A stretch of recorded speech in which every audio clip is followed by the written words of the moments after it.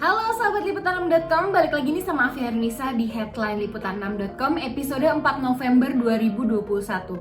Headline hari ini adalah Jaksa Agung mewacanakan kajian hukuman mati bagi koruptor. Apakah urgensinya? Simak informasi selengkapnya. Jaksa Agung ST Burhanuddin memerintahkan jajarannya untuk mengkaji hukuman mati bagi para pelaku tindak pidana korupsi yang merugikan negara.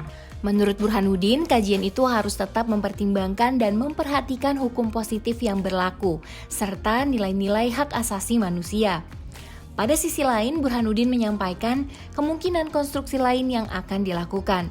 Misalnya, memastikan perampasan terhadap harta kekayaan para pelaku korupsi demi menggantikan kerugian negara. Adapun terkait kajian hukuman mati itu disampaikan Burhanuddin menyusul perkara tindak pidana korupsi yang ditangani Kejaksaan Agung merugikan negara puluhan triliun rupiah. Sebut saja kasus Jiwasraya dan Asabri.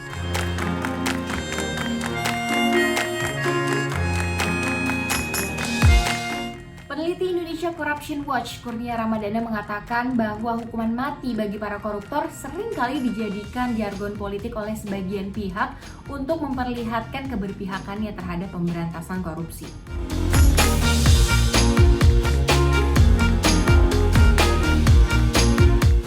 Sementara itu, anggota Komisi 3 DPR RI Taufik Basari mengatakan bahwa hukuman mati bagi para koruptor tidak akan memberikan solusi, melainkan menimbulkan masalah dalam hal reformasi pemidanaan.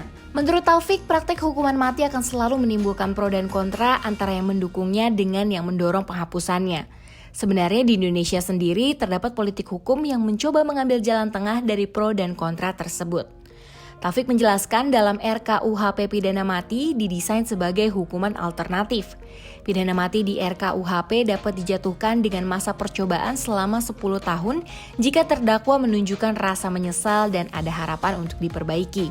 Peran terdakwa dalam tindak pidana tidak terlalu penting atau ada alasan yang meringankan.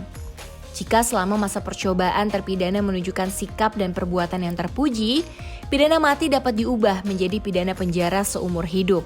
Eksekusi hanya dapat dilakukan atas perintah Jaksa Agung jika terpidana tersebut tidak menunjukkan sikap tersebut selama masa percobaan.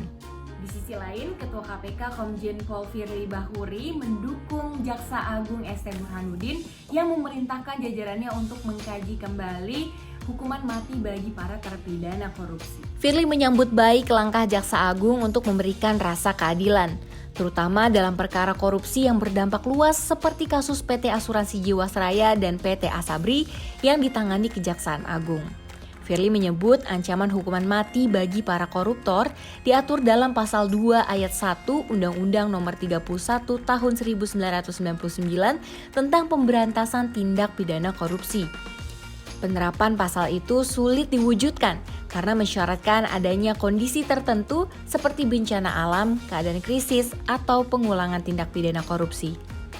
Karena itu, ia memandang perlu untuk memperluas ketentuan ancaman hukuman mati, yakni tidak sebatas diperlakukan dalam kondisi tertentu sebagaimana bunyi pasal yang ada. Ya, itu dia tadi headline liputan6.com hari ini. Afi pamit dulu ya, stay safe and stay healthy. Dah.